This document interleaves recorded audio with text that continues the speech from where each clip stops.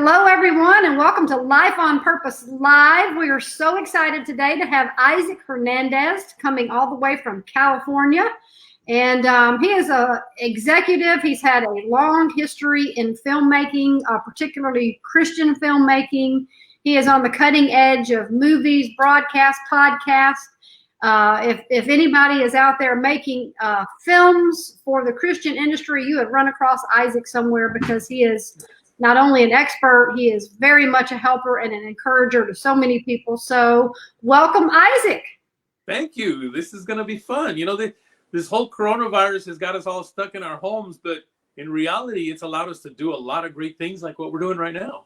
It is. And it's, you just have to look at ways that you can continue to keep your business going and learn from each other and encourage each other. So I'm so excited that you took time, because usually I know you're very busy. But let's talk about, we know you as a faithful man. You got a strong foundation. But take me back to that early church where your uncle was the pastor and Pentecostal and Yes. all that. Well, that had to be a good start for your faith. What was that like? It was a great start. I grew up in a Christian home. I like to say that I may have even been born in a pew. I'm not sure. But not only was my uncle the pastor of that church, but I actually had another uncle that was the national director of the Assemblies of God for the entire Latin American continent. So, I have very strong roots in not only evangelical Christianity, but really even more so in Pentecostal, the jump and, tongues and all this kind of stuff. So it was a good background for me. Well, so how did that translate to your personal salvation story? So you're in that environment, but when did it become yours instead of, part of what your family did? Well, I believe I was about, I'm going to say maybe 12 years old or so, and had been, very involved. Our family was very involved in the ministry of church. So we weren't just attenders. We used to do a lot of the plays, and I was actually playing piano for church. Remember, it was a little small church. Probably in our mega churches now, they would not allow me to just do that. But at 9 years old, I was already playing piano for church for some of our services. But it wasn't until 12 when it really, I think, became more of a reality, where I felt like, wait a minute, I know I grew up in this, but I have to make my own commitment. I have to make my own decision. And that's when I made it one of the services that we had at church. And I've been here ever since. So that artistic part of you started really early. So if you were already doing music and you were already involved in that part, is that how God began to woo you into this creative world that you're now in? I believe so. I didn't recognize it as something that God was leading me there, though. I just thought, hey, I love doing this.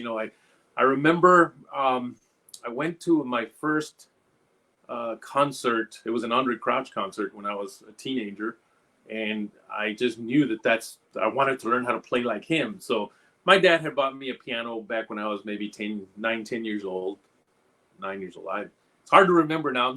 It's been so long, but he bought me a little upright piano that we had in my bedroom, and I would play Andre Crouch albums, and I would just try to imitate that, because I didn't take music, by the way. I don't know a lick of music. All those little dots and sticks, that's all they look like to me. But I would listen to him, and I would, there it is. There it is. And pretty soon I was playing along with Andre Crouch. I met him one time, and I told him, hey, I don't know if you know this, but you taught me how to play the piano. And he's like, I don't remember. Yeah, you did. So but again, I only recognize this as something that I enjoyed doing it. In fact, the whole TV thing was very similar. I went to a TV studio when we were young in LA, and I stepped into it, and I'm like, wow, this is what I want to do. Now, to me, it was just because it looked like something fun. So it wasn't until literally years later that I realized that it was more than that. It was actually God putting that in my heart. Well, so how did you get into the film industry? Well, actually, in the beginning, it was the TV industry. So when I went to that studio, again, I began to feel like this is fun to do. This is what I want to do. And I started taking little video. Well, I was going to say videos, but it really filmed with my dad's little wind-up camera. He had an 8mm wind-up camera, and I would put these little films together, if you will. But actually ended up going into TV, because I had a friend, it was a friend of the family's, who hired me to be, he was a singer and he had a program on TBN. He hired me to kind of be his assistant. These assistants do everything from, help him, produce his music to take the kids to school. So that's what I was doing. But he had a TV show at TBN. So I went there to start helping him out, and eventually actually started volunteering for more there at TBN. And eventually got hired. So it really was more of a TV thing. The film side didn't come till years later. I mean, we're talking about maybe just 14 years ago, Wow. where I went back to TBN after having left TBN. I worked for TBN for 25 years, by the way. But then I was also a pastor for 10 years. And I know I'm going back and forth with this, but we'll get to the road here. I come back to TBN because Mrs. Crouch wanted me to find movies. She wanted me to start to bring in movies to TBN, and so I began to look for that, and eventually ended up very involved in that film industry. But prior to that, it was really just Christian TV. Wow. But you've seen it change so much. So when was it? I mean, I guess it was with we talked a little bit about the Kendrick Brothers movies. I think it began to just be evident to Christian filmmakers, Christian and non-Christian, and TV, that there was a huge market for Christian or quality programming that wasn't so bad for our souls. And you talked about your health crisis about 10 years ago. Yes, and began to understand about eating for your body, but also how important that was for your soul. So you've seen this whole movement shift. Yes, I have. And technically, I mean, Christian films have been made from way long time ago. Billy Graham used to make some films way back then. But most of the films were made to be shown in churches because, number one, it's too difficult to get into theater, so they were not necessarily made for theatrical releases. And there were no TV stations that were necessarily interested in airing Christian movies, and technically there still isn't. But with the success of, first of all, I think The Passion, yes, that kind of opened up a whole new market. And then literally it followed by Alex Kendrick's first movie, which was Facing the Giant. Well, that was his second movie, but the first one that went theatrical. And so that kind of opened up, opened up a whole new marketplace where people said, oh, wait a minute, there is a marketplace for Christian movies. And I think TBN or television was a great way to sort of, expand that, because TBN had a huge reach. And so by putting the films on there, people begin to realize, oh, wait a minute, there's a lot of Christian movies. I didn't even know there was Christian movies back then. When Mrs. Crouch said, find Christian movies, I'm like, where am I going to find those? Yeah, and I got all excited to find out they were there. I just had to go look for them. But you brought up and you mentioned this whole healthy, what I call healthy entertainment, and my health issue that I had. But actually at this point, about 14 years ago, maybe 13, 14 years ago, I was diagnosed pre-diabetic. Didn't take it that seriously. I continued the same lifestyle. Joked about it, like saying, well, I love my cake, I love donuts, I love sugar. I'll just take an extra pill. And that was the way I was looking at this whole situation with my health. But then at one point, maybe 7 years ago or so, I got a letter from my doctor that said your A1C, which is how you measure your glucose levels, has gone up too high. We're going to have to put you on insulin. And I just thought, I can't do that. I don't like shooting myself. The needle thing really, really scares me for some reason. But my daughter-in-law, Colleen, she says, why don't you check out this documentary called Forks Over Knives? And it's all about the healthy plant lifestyle. So I looked at the documentary. I thought, wow, I think I can actually do this. And so I changed my eating habits finally and began to eat. At that point, it was, basically vegetarianism. I cut out all meat, and I began to see a huge change in my physical health. My weight started to go down. I mean, I lost like 40 pounds within, 3 months. Wow. My numbers went down. Everything changed. I was feeling sharper. I was feeling energized. And then all of a sudden, God speaks to me and says, what about the health of your soul? Yes. What about the health of my soul? And that's when he really just spoke into me. And he said, look, just the way you saw a change in your body just by changing what you ate, you can see the same change in your soul by changing what you feed your soul. Because our soul is fed through the eyes and the ears. Right. Right? Well, while our bodies are fed through our mouth, but our souls are fed through the eyes and the ears. Now, the soul, remember, we're made like God. We're made in three parts, basically: our body, our spirit, and our soul. Mm-hmm. The soul is the part that controls our thoughts and our emotions.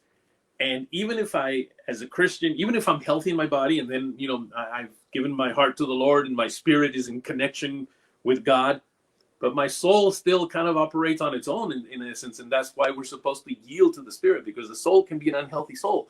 And we have been so conditioned to eat junk food, soul junk food, right, that we actually have very unhealthy souls. And I believe this is why we have Christians, we have even churches that are okay with things that are really not okay with God. Things, I don't know, maybe we're going to get some mail about this, but things like homosexuality, or I should say gay marriage, things like abortion. There's actually Christians now that are okay with that. And it's because their souls are unhealthy and it's not getting their minds to think properly. Oh, that was a heavy subject. I hope. Well, it is a heavy subject, but you also said something about the spirit. So, one of the things that we don't learn enough about is you said yield to the spirit. Mm-hmm. So we are called to yield to the spirit so that we can be led by the spirit. Yes. And what do you say to someone who wonders what that looks like on a day-to-day basis? Well, again, you will have trouble yielding to the spirit if the soul is unhealthy. So that's why that's important. Mm-hmm. What does that mean? Well, that simply means that if you ingest good, healthy entertainment, and by the way, I'm talking about entertainment because I know we have, we probably listen to our favorite preacher. Of course, we go to church Sundays, maybe Wednesdays, and then we listen to maybe our favorite preacher sometime, during the week. But we also ingest a lot of entertainment. We're humans and we want to be entertained. And so we go to the world for that because the Christians have not been making enough entertainment. And so we end up having that, even though we're Christians, we end up having that unhealthy soul. Therefore, we're not yielding to the spirit. So what does it mean? Well, it means that we need to take care of our soul so that we can be healthy enough to then yield to the spirit and in essence, listen to the spirit and then make decisions based on what the spirit is leading us to do. And so that means just making educated, wise decisions that help you guard your soul and your body and your mind against things that would otherwise attack your ability to think clearly. I say, how in the physical side, for your body, when you go to the store and you pick up whatever you're going to buy, you tend to read the labels. If you're health conscious, you'll read the labels. This has GM, well, I don't know, different things. I can't even pronounce half of them. I don't think this is healthy for me. Then you'll look at something, okay, well, this looks like it's healthy. We have to do the same thing with the content that we're watching, or the food, the soul food. I like to call it soul food, the soul food that we're ingesting. Look at the labels. What is this movie? What is this TV show? What is this song saying? Mm-hmm. What are the ingredients in this content that I'm about to ingest? And make a smart decision of, is this something that I really want to eat, to ingest into my soul, or not? And so as you begin to do that, then your soul begins to get strengthened and begins to, just like when I was eating right, I started to feel sharper. Well, your soul starts to get sharper. There was a show that I used to watch all the time. I loved it. It was funny. It was well written. I loved it so much that we actually bought every season of it on DVD. And there was 10, 11 seasons. So you're talking over 100 and something episodes. And I loved it. But after all this happened, I realized that's a very unhealthy thing to be watching. And so I don't, even on TV, when it comes on, if it comes on, I turn it because I just don't want to do that. And there's lots of things now. I'm very careful now as to what I watch. Okay, so let's translate that into where we are in our world today. Mm-hmm. We're at a reset opportunity. Everything's come to a halt. The things that we're used to, nothing is like it was. But we're going to restart, be the good Lord willing.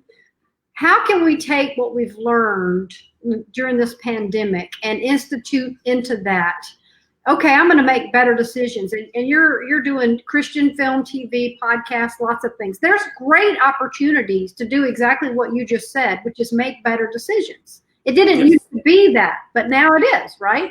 Yeah, there is. And you know what? This whole pandemic, this whole time of quarantine has really given us opportunities to, first of all, just stop everything and tune in to what is God saying. I remember a year ago, God put in my heart to do this Throwback Thursday thing. Whoever's familiar with Throwback Thursday, is basically where people put pictures of themselves when they were, much younger, when they were babies or something from the past. And as I was looking at one, God said, how about if you do something different? Do a Throwback Thursday worship chorus edition. And what he was telling me was, just post a song from when you were growing up in church. Some of those old hymns, some of those old choruses, people don't sing those anymore. People don't know those anymore. They're basically going away. So he said, why don't you bring some of those back? I thought, wow, yeah, that's a cool idea. I actually did some of the music and everything, but then I never followed through because I was too busy. I was too busy with not only work, but I was busy even with other things that were just for my own entertainment. And so during this time now that all that kind of ended, we've surrendered everything that we used to do in the past right now, and we're stuck at home. I probably shouldn't stay stuck. Where somebody said, we're not stuck at home, we're safe at home. Right. God brought this back to my mind. And I began to do this, and so I began to post these songs. Every Thursday I'm posting a song. Tomorrow will be the third one, where it's just an old hymn or an old chorus, and I don't even do the whole song. I just do a little snippet. And you know what? People are reacting to that. So it's given me an opportunity to do that. I've got a lot of other work done. When all this is over, I really hope we don't go back to the way we used to be, and I hope that we start releasing and sacrificing and as tomorrow's song says, I surrender all, surrendering all that stuff that has really taken up too much time in our lives. Well, and that leads me to a point. We're Life on Purpose TV, and a lot of people, you can look at people and say, well, yeah, they're living their life's purpose. It's obvious. And, everybody wants to feel like they're doing their thing. What am I gifted to do? What would you say to someone who wants to restart, but yet be more purposeful and feel more in tune with what God has for them instead of this rat race agenda the world has? How do we step back and let God be more in charge and more leading instead of feeling like we're back in that rat race all of a sudden? Well, I mean, obviously prayer is one of the maybe the number one thing. Personally, worship is what kind of puts me in tune. We all need to find that way to connect. Some people will spend hours in prayer time. They have their prayer closet, and that's where they go. I personally do it with worship, and whether I go sit at my piano or just put on some worship music. At nighttime now, I'm going to sleep with worship music playing, and I leave it on. I mean, so that even when I'm asleep, I feel like that's entering me. So just be purposeful about connecting with God, and let Him tell you what that purpose is. Because sometimes our giftings may not be our purpose. Our giftings are for whatever God put them, maybe for a season, but that may not be the purpose for today. For instance, I love worshiping. I was a worship leader for 10 years. I love doing that, but I know that is not what I'm supposed to do as my assignment from God. It's this whole film thing. But I love doing it, and it's a great gifting. But you need to find out what is it that God wants you to do, and the best way to do that is through prayer and through worship and listening. Yeah, well, in either prayer or worship, then you'll be able to listen, because your spirit will be connected, and your soul will be healthy enough to listen to what the Spirit is saying. Right. Okay, so we're so excited that our Life on Purpose TV show is about to go on Parables.tv. Yes. And so tell us what is you're involved in the streaming of so many great shows. We're very excited to see all the different options for great TV on Parables TV, plus Faith on Film, which is your own show. Yes. Tell us about those where people can find this great soul food and feed on things that help feed their soul. Well, Parables TV was birthed out of that realization that people really wanted, again, I'll call it entertainment. And I know some people have a hard time with that word, but let's call it entertainment. So in other words, not a preacher getting up there and preaching to you, but just seeing stories unfold. Mm-hmm. And so it was birthed out of the just the realization that when I would put a movie on TVN, I would get much higher viewership than a lot of the other programs that were on there. And I'm sorry to say that it would get more viewership than a lot of the ministry, teaching programs. That's just the reality. Mm-hmm. And so I realized, you know what? There's no place where this is happening. There's no network that is just showing this stuff so that people can go watch movies or documentaries or reality shows whenever they want. And so we need to have that. Now, it was a very difficult journey, but eventually I met up with a company that now basically hired me to launch Parables. So we've got Parables. Parables is really like Netflix, but for faith and family content. Since we started, there's been several others that have popped up. Now there's PureFlix, there's CrossFlix, there's several that Dove. I think there's several that have come out that are doing this as a streaming service, because it's very difficult to get on cable or satellite. Very costly, very difficult thing. We tried for a while and they just kept on, we can't give you channel space. I believe that's coming. But so Parables is basically a service where people, through devices like, your computer, your laptop, your phone, your iPads, whatever, various devices, you can watch all this great content. I am putting ministry shows as well. So it's not like I'm saying we don't want the ministry shows. We're putting those as well so people can choose. You know what? Today I want to watch a movie. Today I want to watch Beth. So there's that great opportunity. But that's what it was. That's why it was birthed. And you know what? No better time than right now when we're all basically not being able to get out there to take advantage of things like this and get in there and watch some great programming that is good and healthy for your soul. So your program I think will launch probably, I'm going to say maybe in May. I guess right around there, because it does take us a while to process everything and get it up and running. But it's as simple as going to parables.tv and creating an account. No charge, just no charge. It's free. It's free. Originally, we launched it as a paid streaming service like Netflix, but I got to tell you, people don't want to pay. So we were like, man, we're not getting subscribers. So we decided, you know what? Let's scrap that. Let's do it for free. The only difference is that you're not going to have to watch some commercials that'll be popping in. Yes, they are annoying, but at least you get to watch for free. If you don't want to watch them, then subscribe, and then those will go away. And what about Faith on Film TV? What are you doing different? Faith on Film. Now that was another thing, and see, this is why when your soul is healthy, you start to listen to what God wants you to do. Yeah. I literally got woken up at like 3 a.m. I just woke up, and for some reason, God always chooses these 2, 3, 4 in the morning hours to talk to me. I don't know why. Maybe it's because at 8 o'clock I won't listen anymore. I don't know. But he wakes me up at like 3 a.m. and says, I want you to do a show and interview people in the film industry. Okay. So I thought I'll do this show, put it on YouTube and see who watches, Literally by the time I produced the first show, I already had like 7 or 8 different networks and stations and platforms that wanted to carry the show. I didn't even ask for it. They would. I put it on Facebook. I said, hey, I'm going to launch a show April 1st. No, this is not an April 1st joke. I'm actually going to launch this show. And then somebody contacted me and said, well, can we carry your show on our network?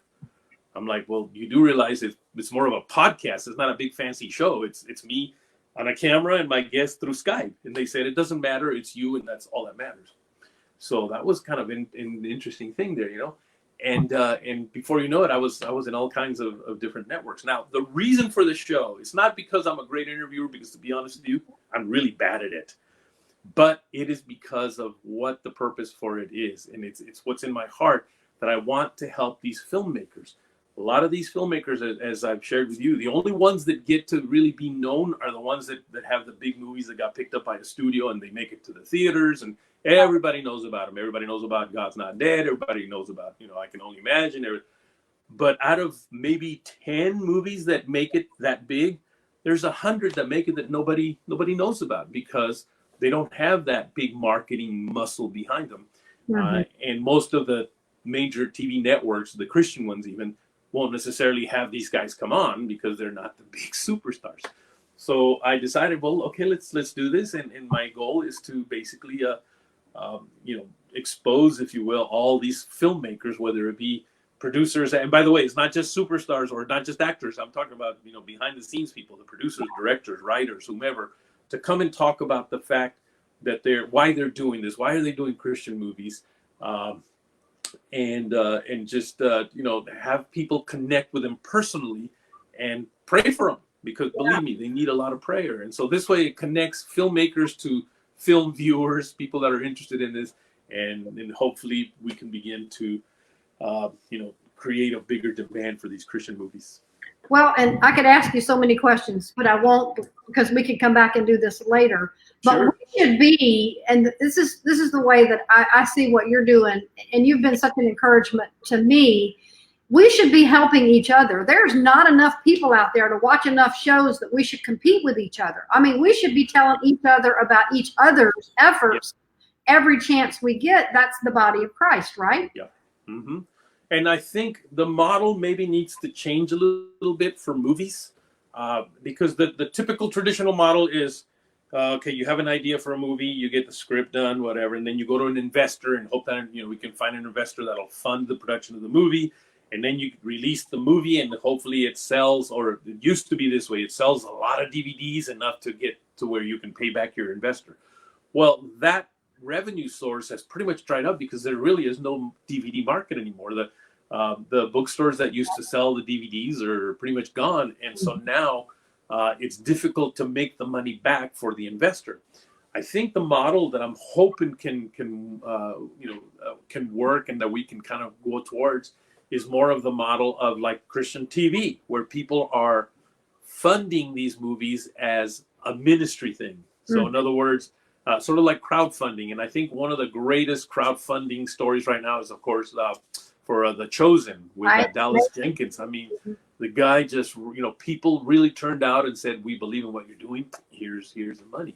And so if we can get that, if we can get people, and by the way, Parables is launching a foundation now where people can do that. They can basically say, we want to have more of this type of content created, so we're going to donate to fund some of these movies. But I think that may be the model. That way you can, to me, literally, I'd love to give the movies away. I'd love to be able to fund the movie, make the movie, and say, here you go. You don't even have to worry about paying for it. Just here it is. All the networks can have it for free. All the platforms can have it for free. Let's get these things out and begin to feed our souls with good, healthy entertainment. And who knows, that could happen. God could say, I'm ready to open up this door wide open and let people see all the creativity of my people that I put a calling on their hearts. Yes, I agree. That's awesome. Well, we're going to end it there as much as we could talk. We're going to come back and do this again. But thank you. Well, we ain't going anywhere, right? So we can do this again anytime. Not at least for a while. So thank you so much for your time, for your expertise, for all you do for so many. I know you do a lot for a lot of people, and you're so kind about it. And I pray that the Lord blesses all that you do as you help so many of us. We're trying to do what we do. So it's all one big team. Yes. One big body, as I should say. That's right. All right. Thank you, Isaac. I'll talk to you soon. You're welcome. Okay. All righty. Bye-bye, everybody. Thank you.